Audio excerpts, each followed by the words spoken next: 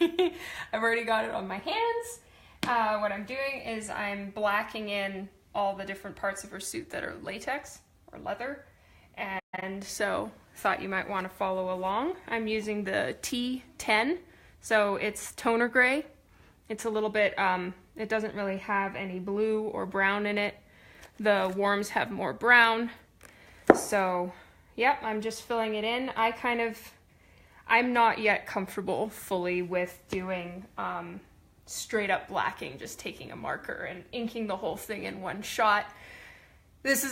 Blacking is kind of intimidating for me. So what I do is I put in kind of where I would like the light to hit in pencil, and then I go over it with a black marker. So at least I have a basic outline, and I hope to move out of this. I don't want to turn it into a massive crutch, but for now at least it helps me jump into the blacking without being nervous that I'm putting the lighting in the wrong spot. Where are you right now? Oh, I'm still working on getting a desk. The last few years I've either worked on the floor, on the couch. Right now I'm in my bed because it's comfy and I can wear a blanket. So that's where I'm sitting right now. Soon, within the next month or so, I'm going to try to get a proper desk where I have all of my stuff on it and all of that. I just never really felt like getting a desk until recently. So yeah, I'm trying to figure out which one to get and all of that, which is so fun. Because I'm a case crazy person. So I want to get cases for all of my markers and pencils and all of that stuff. But for now, I'm in my bed and being comfy and cozy on the weekend. I hope you guys are having a good weekend. And I'm trying to finish this one up, push through a little bit, get it done. There was just so much school stuff to do with the kids this week, so I haven't done a ton of drawing. It's been mostly mommy chores. I keep one of these. As you can see, there's already pink on it. I think that's left over from Tinkerbell. Because what tends to happen with Copic is if you fill them up, sometimes you can fill them up too full and not notice, and then you can see right now a big drip is coming out. And if that happens on the paper, then that's the end. So I have this here to catch the drips. Now I made the mistake with Tinkerbell while I was working on it. I had my drip paper on the paper and it bled through the paper onto a portion. Thankfully I was able to pretty much fix it, and it wasn't black. It was just the same color on the other color. But here I have to be really careful and keep it to the side so that I don't end up with drips on the paper, because there's literally no fixing black on the paper. So I am just trying to get down the lines like this. As you can see, her silk logo, the S that goes in the middle, I haven't inked that in yet because I am not too confident on the pen that it's not going to bleed with Copic. You got to have the right kind of pens, or otherwise what tends to happen is you go over it with Copic and it smudges or smears or even pulls just a slight amount of ink, and that is a huge bummer if you're going to be going over it with something light, which her chest area is white, silvery white. And so if I were to go over the pink S and having filled it all the way in with the red, I'm sorry, it won't be pink, it'll be red, but if I were to go over it with a very light marker and it pulls and then her whole chest area looks pink and smudgy, that would really suck. So I'm leaving the S off until the very end so that I'll put it on once the Copic has dried.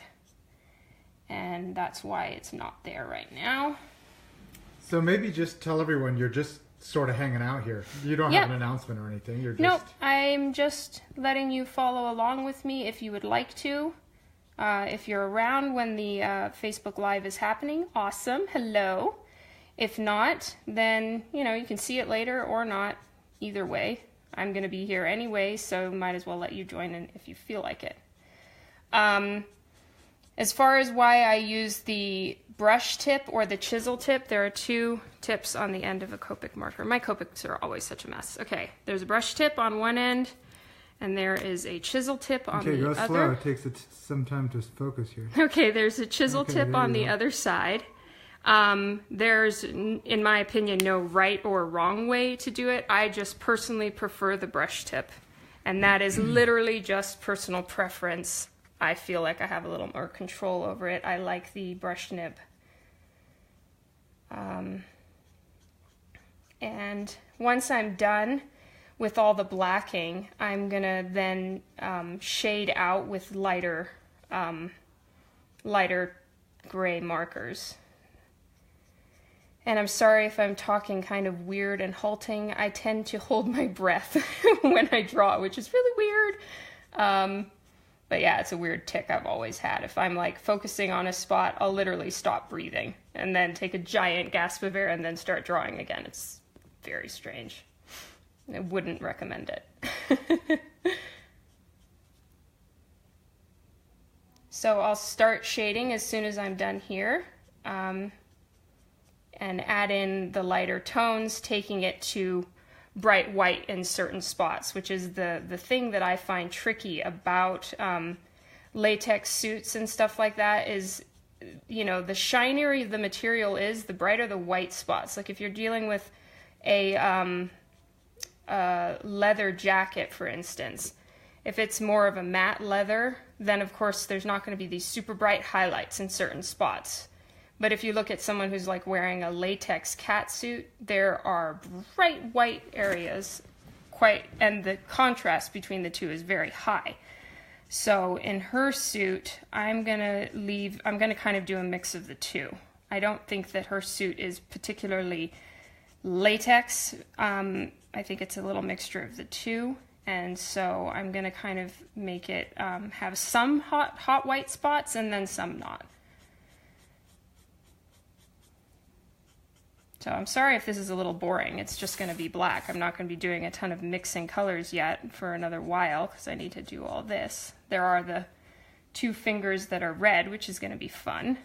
And I'll do the same thing. I'll just take the darkest red that I have and make that for the really shadowed spots. Like say with Harley's suit, for instance, the classic Harley.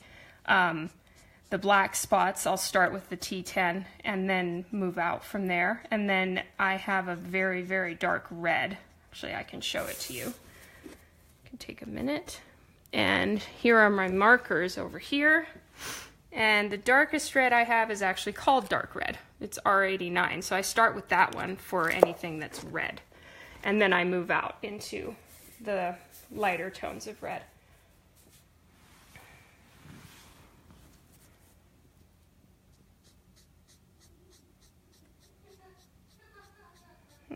Okay, sorry, this is going to get a little boring.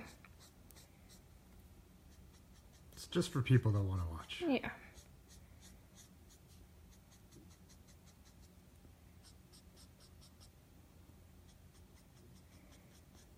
I guess the main thing with all these different suits and stuff is trying to make sure that you're following the form of her body. So like, of course, it's going to catch the light in certain places, but say right here, that's the kneecap, so it bends underneath, so there would be more of a highlight up here and it goes more black down at the bottom. Now excuse me, I may make most of this down here also like a darker gray. It won't be completely white when I'm done, but for the actual black, this is all I need. Oops, don't want that on the paper. And when I start, I always dab off a little bit just to make sure I'm not putting this down and it makes a giant blob, which has happened more times than I wish to think about. I'll just take the cap off and go straight into coloring, and then it just huge globs go down on the paper and it messes up everything you were trying to do. It's happened when I'm trying to work near a face, working on hair, and all of a sudden you just get this giant glob. But you can kind of tell with Copic markers if it's about to drip out. The whole top starts to look like it's way too wet. And so you get like a couple second warning to move your marker as quickly as possible. So that's why I keep this here, to dab off the excess. Rudolph asks where you went to school for art.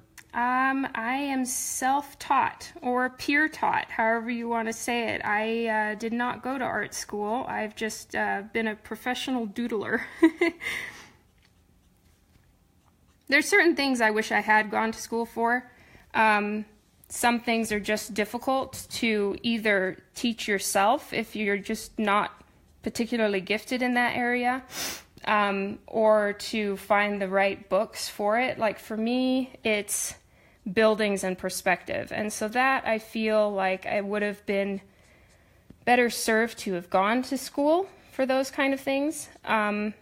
And I'm trying to learn them on my own, but I'd have to be honest and say that's not my strong point, and I'm trying to get better at that. But no, I did not go to school for art. Sean says hi, Don. Hello, Sean. Yeah, lots of people are watching. Says it looks awesome, and they Thank love your you art all. I love you too. I hope everyone is having a great time getting ready for the holidays. For us, it's trying to make sure we have all the presents for our kids worked out. We have 3 of them. You know, let's try this thing with the iPad. I want to see. Okay, we're gonna try and see if we can have the iPhone going, and then have an iPad, and so I can start seeing people's comments. Because of course, I'd like to do Facebook Live more often. I don't always have Dan here. He works, so when I am just here drawing away, I can see your comments at the same time. So let's see if this works. I'm going to open up the app here and see if I can see your comments. Yes! Oh, wow! Hello, everybody. That's lots of comments. Okay, good. See, so now you could see my screen at the same time. Woohoo! Everybody, that's lots of comments. Okay, good. See, so now you could see my screen. All right, and now we're going to hear me on the iPad. Let's mute that, or it's going to be very, very annoying for everybody. Okay. All right, so now I can just focus on the camera, and everyone else can ask Dawn their questions, and she'll see them up on her second screen here. Whoop, whoop. Okay, I see. How did you, from Arena Behal, how did you begin drawing like this? What was your starting point? I have always drawn since I was a kid, but my starting point in comics was that a friend of mine, her name is J.P. Roth, and she is the author and owner of Rothic Comics. She contacted me a couple years ago and said that she was going to start working on turning some of her books into comics, and asked if I would be interested in drawing for her and working with her. And at first I was like, no, I'm really not good enough. I'm done with art. I'm taking care of my kids. I just had a baby. No, I'll pass. But she wouldn't take no for an answer, and I'm incredibly grateful to her. And that's how I got my start in comics. And we had a lot of support at the beginning. With the first few books, I drew them on the wrong size paper. I had no idea what I was doing, and we got a lot of helpful suggestions from lots of amazing people in the industry who, let us know, okay, that's not the paper you work on. This is how you do it. This is the size of a comic book. You work on 11 by 17, which this is. And, sort of learned by lots of trial and error, lots of mistakes on my part, and I've just been slowly chipping away at trying to get better and more experienced for sure in what works and what doesn't. I'm going to try to move around to the other side here. See if I can not lose your get blocked by your hand so often. Oh yeah, sorry.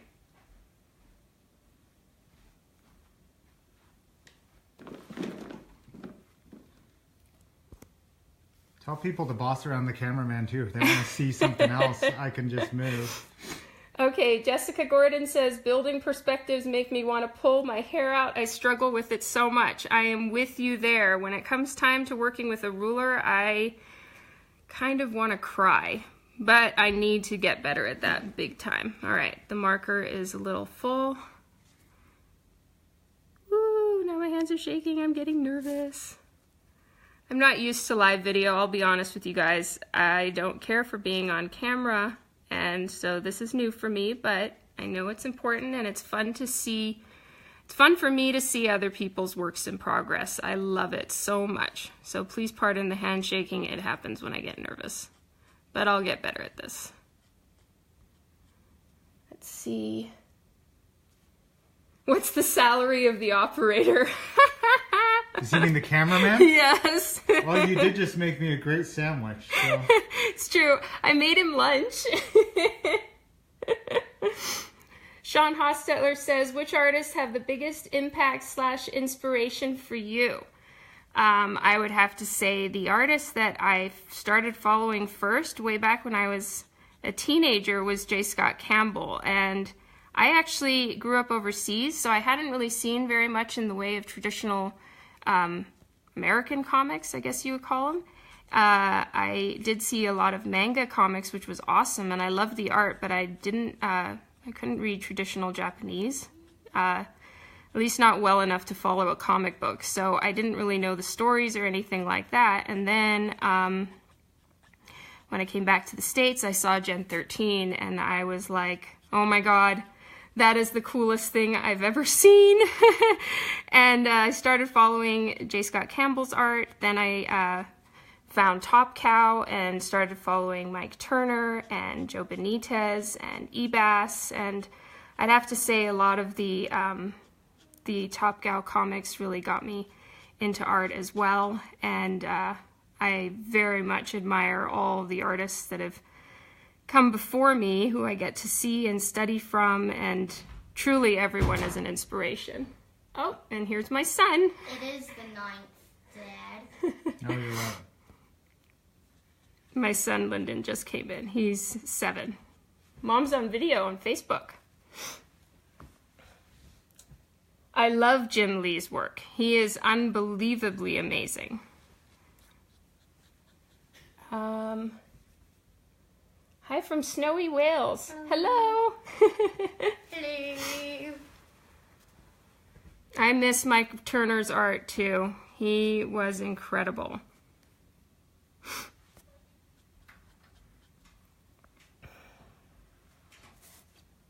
I do watch Jim Lee. He is incredible. Thank you.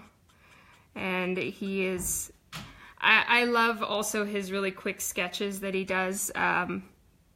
The Joker ones and the Batman ones, and oh my god, the way he can draw so well and so fast is just mind-blowing.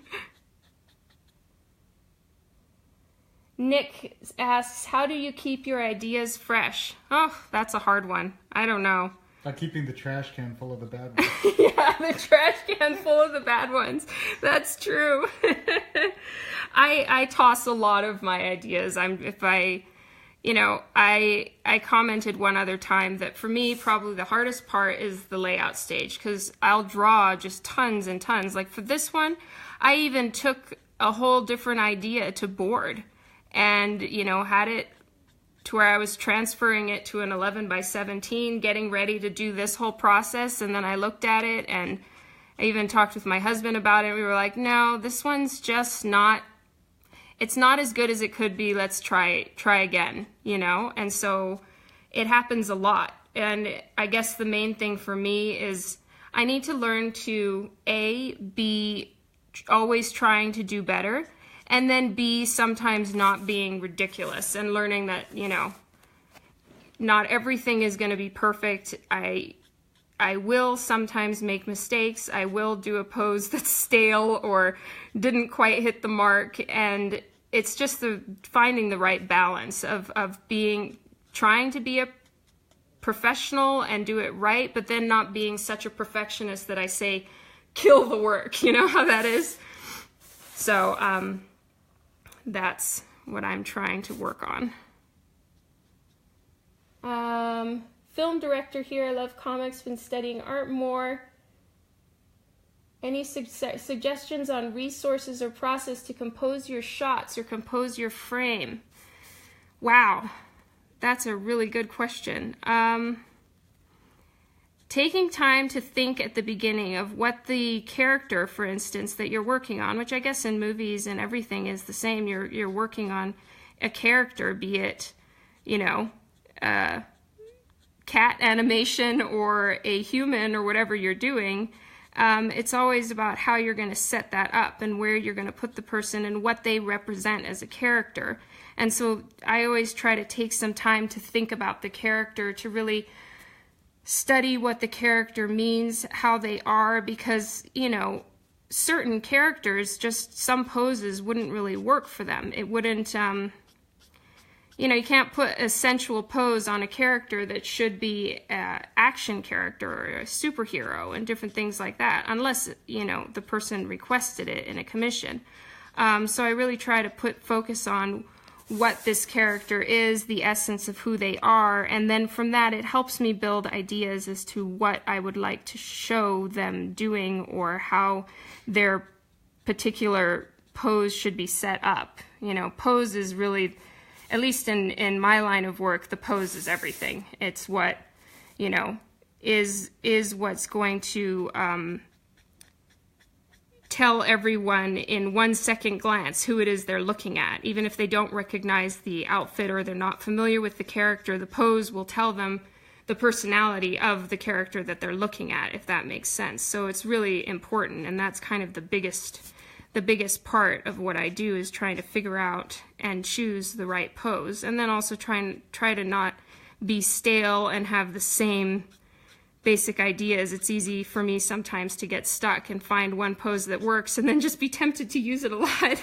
So trying to change that up, or in this case, doing a foreshortened arm and a foreshortened hand is really something I have found I avoid. And so I'm trying to push myself to do something that I haven't quite had the guts to do, at least not very often. Okay, I'm just taking a moment to look at people's comments. Well, actually, real quick, just tell everybody, since not everyone watches from the beginning, what this is. You're just in your bed, you're drawing. Hi, everyone. Okay, for those who just jumped in, my name is Dawn McTeigue. I am working on a commission. This one was for a contest that I was working on that we did over the course of November. And the winner was able to choose an 11x17 full body commission. And he chose silk. So right now I am just doing a Facebook Live to show you all how I'm finishing off the inking process. I already laid down the lines with a normal pen, and so right now I'm just working on laying in the blacks. And you're at a 10, so you might just conk out. So just oops, okay, my battery might be dying soon. I should have charged my phone. So if I just disappear on all of you, it's because my battery died, and I apologize. But for now, I will just see what other people have commented. What is my favorite male character of Marvel and DC? I love the Joker. He's so awesome. I love pretty much everything from the Batman universe. Those are my favorites, to be perfectly honest. Let me see. Have you ever been an artist at a comic convention? Yes, I do I travel to a lot of different comic conventions, for the most part in the US and Canada. Actually, not for the most part. I've only been to the US and Canada for conventions. Nick says, that hand looks so amazing. Oh my God, thank you, Nick. I finished inking her last night, like the blacking, the outlines, and I woke up this morning with a start, feeling like, oh my God, did I draw the hand wrong? It's like a waking nightmare where I just jumped out of bed and had to check and make sure, because for some reason in my groggy just woke up in the morning head, I remembered that her hand was like 3 times as big as I actually drew it, and I had such a terrified moment when I went flying out of bed.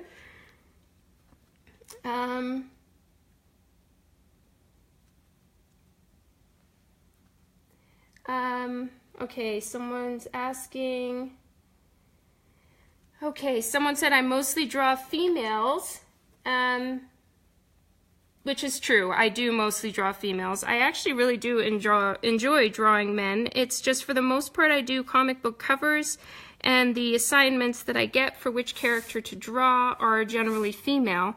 So I'd have to say that I'm probably not the most comfortable with drawing dudes, but I really do love to, and I have had that opportunity, of course, working in on interiors, I do draw male characters, which is really fun because I don't get to do it often. I have drawn two covers with males, and that was for Valiant Comics. I drew Exo Man of War and one of Bloodshot, which was really awesome that I got to draw some male covers.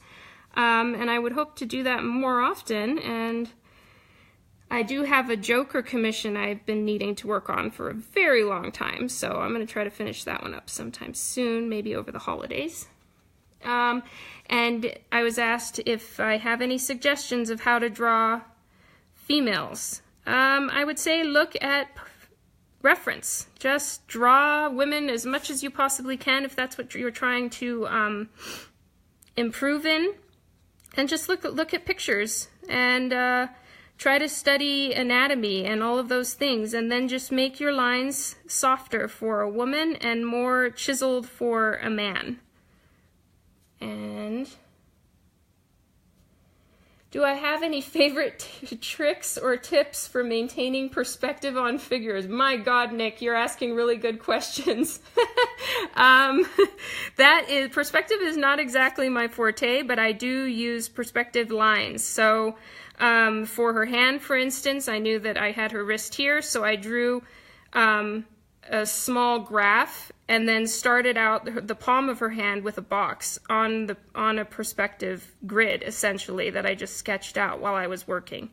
And that helped me stay in perspective and know that, like, the top in here, you're kind of seeing a bit in her hand like that. Looking at my own hand for reference is really weird because you see my hand, I am double jointed. I don't know if anybody can see this. I have the wonkiest, freakiest fingers. Can you see this?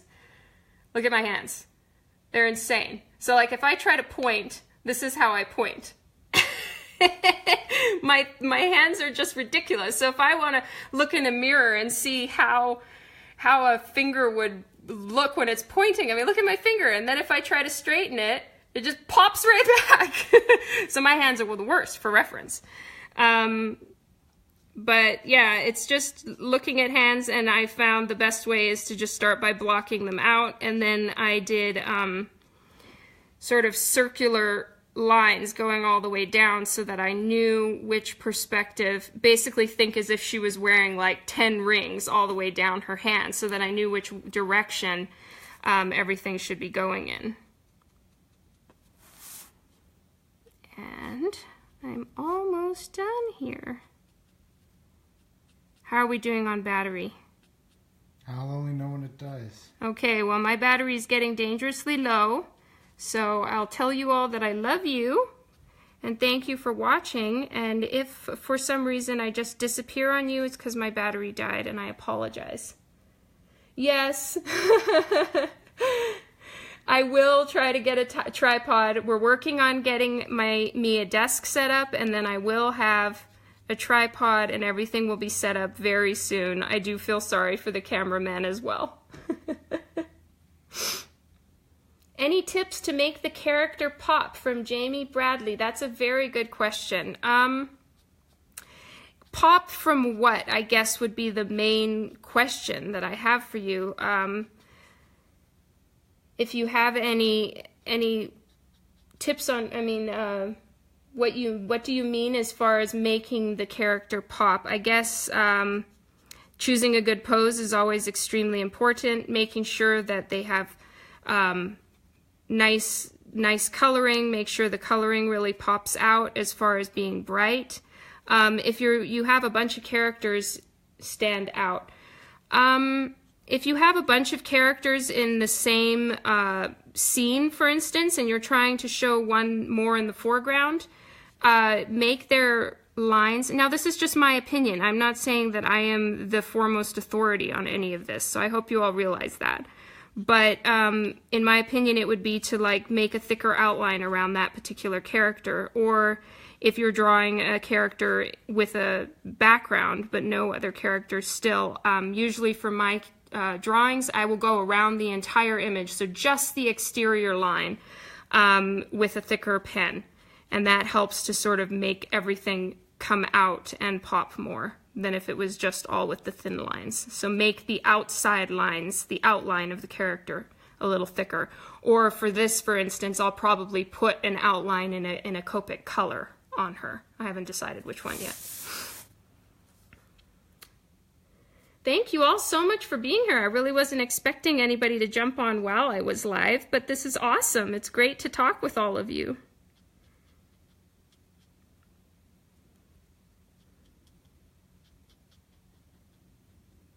So when I'm done with the blacking, and I still need to black in her hair, then I will take a couple lighter markers. Right now I'm working with a Copic T10, which is called, it's toner ink. So it's a dark, dark gray. This is basically black. And then I will go over it probably with a few lower numbers. I'll probably do like a T8 to be the next color after the black, and then I'll probably go to like a T4 maybe, and work from there to put in some shading.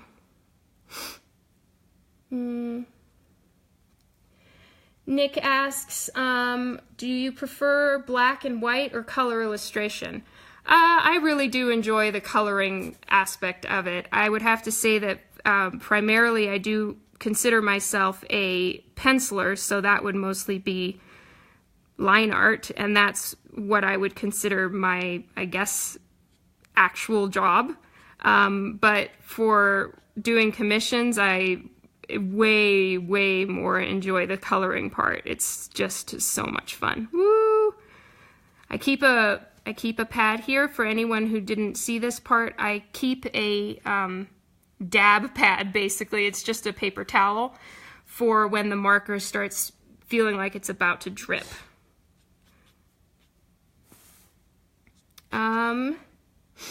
Any tips on creating your own style? That one I think just comes over time. In figuring out what you like and what is most comfortable for you. You know, you have to, drawing really comes from the heart, and not to sound like such a mush about it, but it is true. Art is very much an emotional thing, and what you draw and how you draw it has to really come from somewhere inside in your soul, I guess. And so you have to just choose what speaks to you and what you like to draw and what makes you happy to draw, and how you put those lines down probably has a lot to do with even the muscles in your hand and how they work and all of that. So it's really just a matter of, I guess, putting in the time. Everything is about putting in the hours. In my personal opinion, art is a skill, just something that you've put time into. And the thing that I think, you know, you're kind of born with is the imagination. And I some people are just extremely gifted with these crazy imaginations of stuff you just can't even fathom, you know. And I really admire those artists that just have crazy imagination for the like wildest things, and that's just so freaking cool. But as far as working on your style and all of those things, it's really just a matter of putting in the time, and it'll flow. It'll flow from you to the paper as you become more comfortable with the paper. The more hours you put in, the less you feel like the paper's fighting you, and you're just able to sort of let the inspiration down onto the paper, and it's not so much a struggle, which I have struggles still. This one was a struggle. And it's just, I need more practice. I need more hours on the board.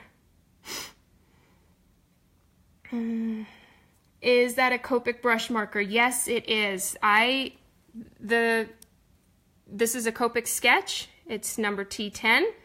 It has a chisel tip and a brush. And it's a preference thing. A lot of people work with the chisel tip and may think I'm ridiculous for working with the brush tip. But for me, it's just a matter of personal preference. I feel more comfortable with the brush. Did you forget one of her fingers? What's up with that? No, actually it's red.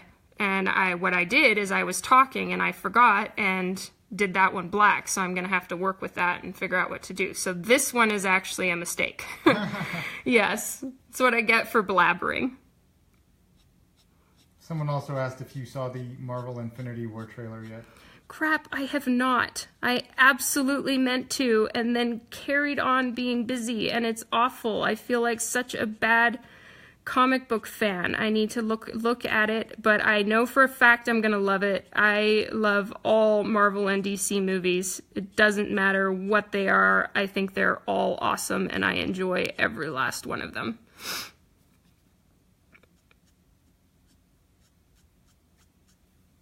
Okay. Thank you all so much for all of your kind comments, too, for everyone who's just said hi or has said it's looking good. I really, really appreciate it. Thank you so much. And if I've missed any of your questions, please don't worry. I will go back through. It's just whatever happens to be on the screen while I look up. So I'm sorry if I didn't answer your question or your comment. Don't worry, I will go back once I'm done here or once my phone dies. Then I'll look through all the rest of your comments and I'll respond. So I am sorry. It's nothing personal if I missed your comment. It's literally just I'm drawing away and I only look up every so often. And I just probably missed yours. And I promise I will answer you.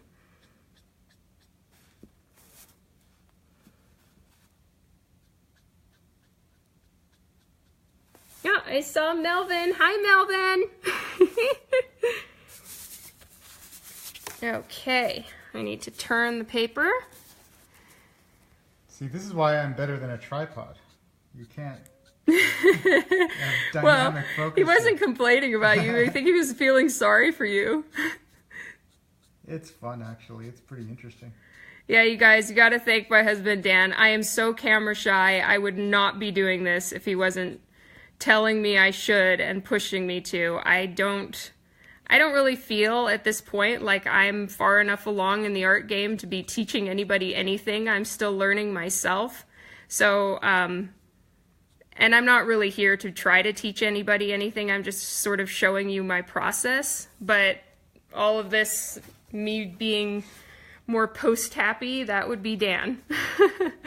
Okay, I've got to watch out, see how it bleeds through.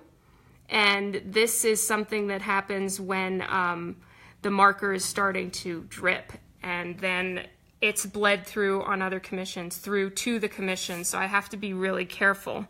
But also, I'm so dangerously close to her face, and I think I overfilled the marker, and what could happen is just a giant blob by her face. So I'm a little concerned that I don't screw that up.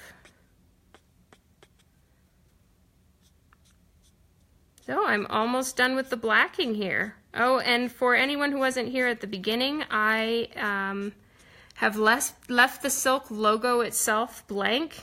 I haven't put the S on yet because my red pen, I'm not too sure how it's going to handle Copic marker. And I didn't want to have to wait and go to an art store to find a pen that I knew would work. And what happens is if you have a pen that isn't Copic marker safe, you could end up with the marker pulling the ink that you've laid down from the pen, and it smudges all over your